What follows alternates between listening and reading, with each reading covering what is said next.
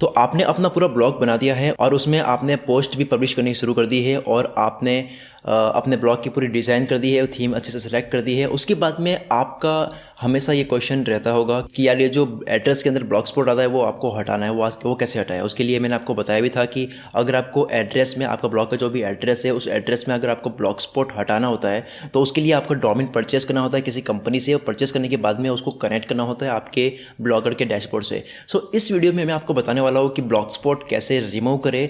I hope आपका ये सवाल मतलब अगेन एंड अगेन होता ही होगा अपने आप से कि यार ये चीज़ कैसे रिमूव करें।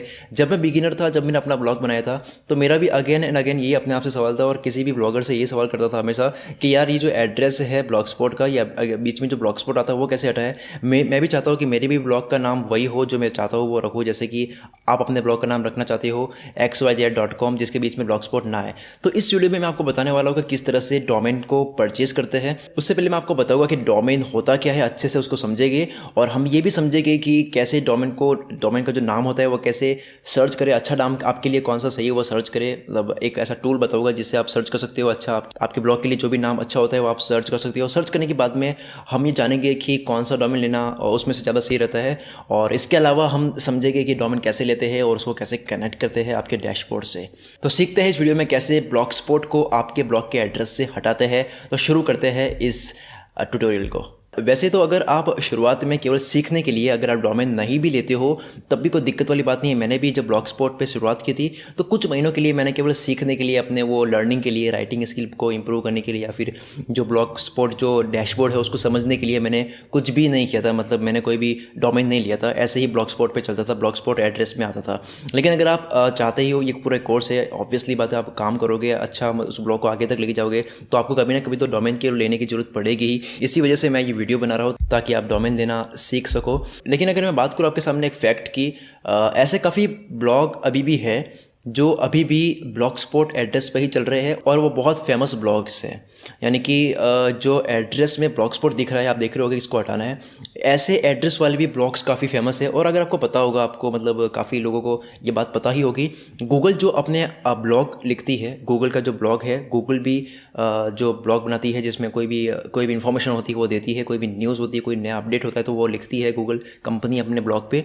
तो उनका जो ब्लॉग है वो भी ब्लॉग स्पॉट पे है और वो भी अपना जो डोमेन है उसमें ब्लॉग स्पॉट लगाया हुआ है। तो ऐसे मतलब काफ़ी बड़े फेमस ब्लॉग्स है। मैं आपको ये सलाह नहीं दे रहा हूँ कि आपको ब्लॉग स्पॉट ही रखना चाहिए। अगर आपको अपने ब्लॉग को आगे तक लेके जाना है, उस ब्लॉग से आपको कमाई करनी है, उसको आपको प्रोफेशन बनाना है, तो आपको ब्लॉग स्पॉट हटाना ही पड़ेगा।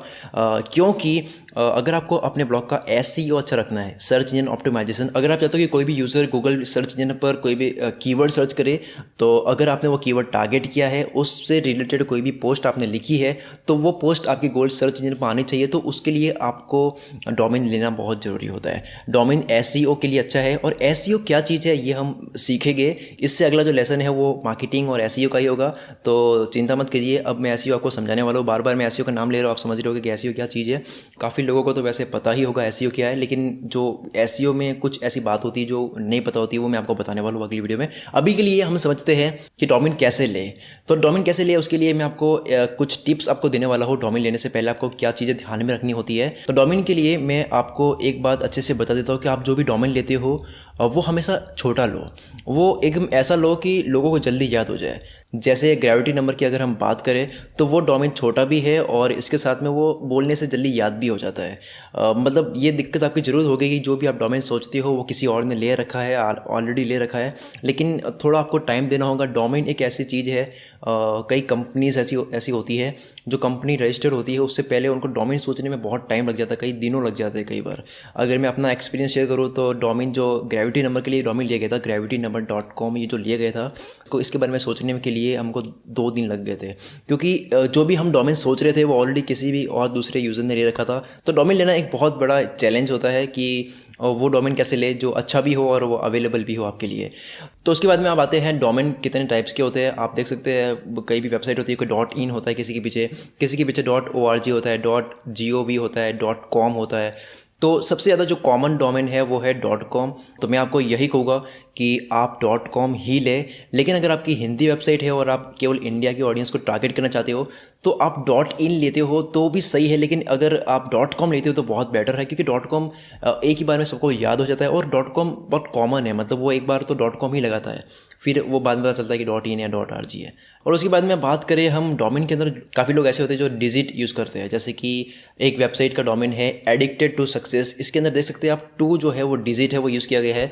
तो अगर आप यूज़ करते हो तो वैसे तो देखने जाए तो अगर ब्लॉग अच्छा होता है तो वो सक्सेसफुल बन जाता है, लेकिन अगर आप नहीं यूज़ करो तो ज़्यादा अच्छा रहेगा। रीज़न ये होता है कि किसी भी यूज़र को टाइप करने में थोड़ी प्रॉब्लम हो सकती है, या फिर हो सकता है कि आपने किसी को बोला एडिक्टेड टू सक्सेस तो वो 2 को डिजिट ना लिख करके वो TWO ऐसे लिख देगा।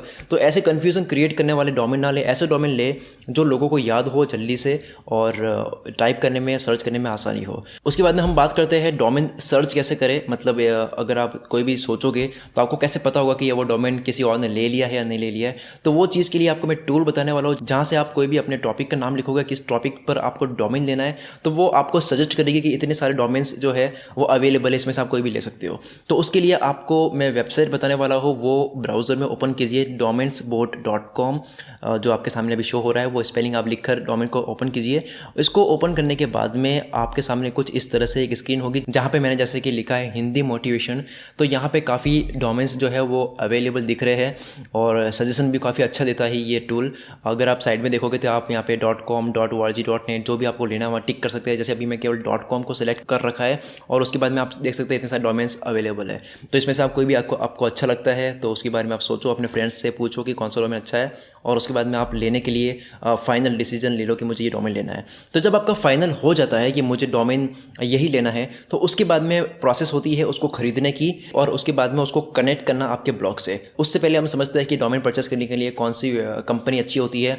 जैसे आपने एक बहुत ही ज़्यादा एक कंपनी का नाम सुना होगा, वो है GoDaddy। इसकी ऐड भी आपने टीवी पे या फिर यूट्यूब पे कहीं ना कहीं देखी ही होगी। GoDaddy बहुत फेमस वेबसाइट है डोमेन लेने के लिए। यहाँ पे डिस्काउंट भी मिलता है, अगर आप पहली बार डोमेन ले रहे हो तो 99 रुपीज़ में वो डोमेन आ जाता है। वैसे अगर डोमेन लेते हैं तो वो .com डोमेन जो आता है वो 700 समथिंग रुपीज़ में आपको मिलेगा। तो अब डोमेन लेने के लिए आपको क्या करना होगा, आपको GoDaddy वेबसाइट पे जाना होगा। आपको ब्राउज़र में टाइप करना है godaddy.com। गूगल पे अगर GoDaddy सर्च करोगे तब भी आपको मिल जाएगा उसका web page.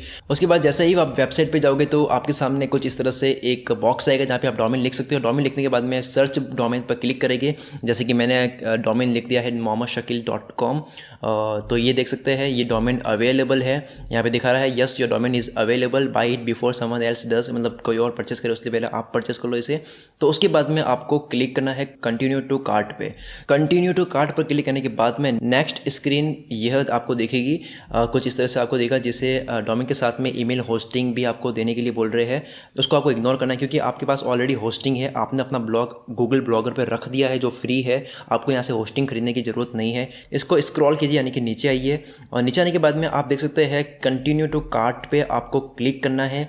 Continue to cart पे क्लिक करते ही आपके सामने कुछ इस तरह से पेज खुलेगा, जहाँ पे आप देख सकते हैं जो पेमेंट बन रहा है वो 1582 रुपये का बन रहा है, लेकिन जो डोमेन होता है वो आपको मैंने प्राइस बताई थी 700 समथिंग रुपये का होता है। इसका मतलब यह है कि ये 2 साल का डोमेन लिया जा रहा है, 1 साल का नहीं लिया जा रहा। आपको ये एवरी ईयर पे करना होता है वैसे। तो ये डोमेन 2 साल का पे किया जा रहा है, तो उसके लिए आपको क्या करना है, तो इसे आपको 1 साल का कर देना है। 1 साल के ऊपर क्लिक करने के बाद में जैसे ही आप देखोगे पेमेंट जो है वो 611 हो जाएगा। 611 का पेमेंट आपके सामने दिख रहा है और आपका डोमेन अब परचेज करने के लिए रेडी है। प्रोसीड टू चेकआउट पे क्लिक करने के बाद में अगर आपका अकाउंट कभी GoDaddy पे नहीं बना है, तो मुझे लगता है कि आपका अकाउंट नहीं बना है, तो आपको न्यू कस्टमर पर क्लिक करना है, क्योंकि आप न्यू कस्टमर हो इस वेबसाइट पे, आपका अकाउंट ऑलरेडी नहीं बना हुआ है। न्यू कस्टमर पर क्लिक करने के बाद में आपके सामने कुछ बिलिंग इन्फॉर्मेशन, अकाउंट इन्फॉर्मेशन और पेमेंट इन्फॉर्मेशन आपको सबमिट करनी है, फिल करनी है। तो सबसे पहले हम बिलिंग इन्फॉर्मेशन और अकाउंट इन्फॉर्मेशन का फॉर्म भरते हैं। आप देख सकते हैं आपके सामने एक फॉर्म खुल रहा है जहाँ पे आपको नाम, अपना पता, एड्रेस, सिटी, स्टेट, ये सब आपको फिल करना है। आपकी ईमेल आईडी, यूजर नेम और पासवर्ड भी आपको डालना है। उसके अलावा आपको अकाउंट इन्फॉर्मेशन नीचे दिख रहा होगा, यहाँ पे आपको email ID, user name, password आपको लिखने हैं और आपको पिन अपना लिखना है। ये चीज़ आपको भूलनी नहीं है और आपको ईमेल एड्रेस वही डालनी है जो आपके पास रहती है, जिसके पासवर्ड आपको याद हो, ताकि इन द फ्यूचर आप GoDaddy के पासवर्ड भूल भी जाते हो तो आप फॉरगेट कर सको। तो उसके बाद में हम क्लिक करते हैं कंटिन्यू पे। जैसे ही आपकी जो इन्फॉर्मेशन आप फिल कर देते हो, कंटिन्यू पे क्लिक करने के जस्ट बाद में आप देखोगे कि आपके सामने पेमेंट की इन्फॉर्मेशन आएगी। वहाँ पे आप पेमेंट किस तरीके से करना चाहते हो आप कर सकते हो, नेट बैंकिंग से, क्रेडिट कार्ड से, डेबिट कार्ड से, आप अपने जिस भी तरीके से जिस तरीके से आप पेमेंट कर सकते हो वहाँ पे फिल कीजिए। और उसके बाद में आपको कंटिन्यू पे क्लिक करना है। कंटिन्यू पे क्लिक करने के बाद में आप देखोगे आपका ऑर्डर पूरा सामने शो हो रहा है। उसमें लिखा हुआ है कि review your order and confirm your purchase. Confirm करने के लिए आप फिर से देख लीजिए कि आप कौन सा डोमेन ले रहे हो, किस साल के लिए ले रहे हो। तो उसके बाद में आपके साथ में शो हो रहा होगा कैप्चा, आपको कैप्चा फिल करना है जैसा आपको लिखा हुआ इसके में लिखा हुआ ऐसा बॉक्स के नीचे लिखना है। और उसके बाद में साइड में देखोगे राइट साइड में प्लेस योर ऑर्डर पर आपको क्लिक करना है। फाइनली प्लेस योर ऑर्डर पर क्लिक करने के बाद में आपके सामने एक थैंक यू पेज खुलेगा, यानी कि लिखा हुआ है थैंक यू शकील, आपका जो ऑर्डर है वो हो चुका है कंप्लीट, आपने वो डोमेन परचेज कर लिया है, आपके पास डोमेन आ चुका है।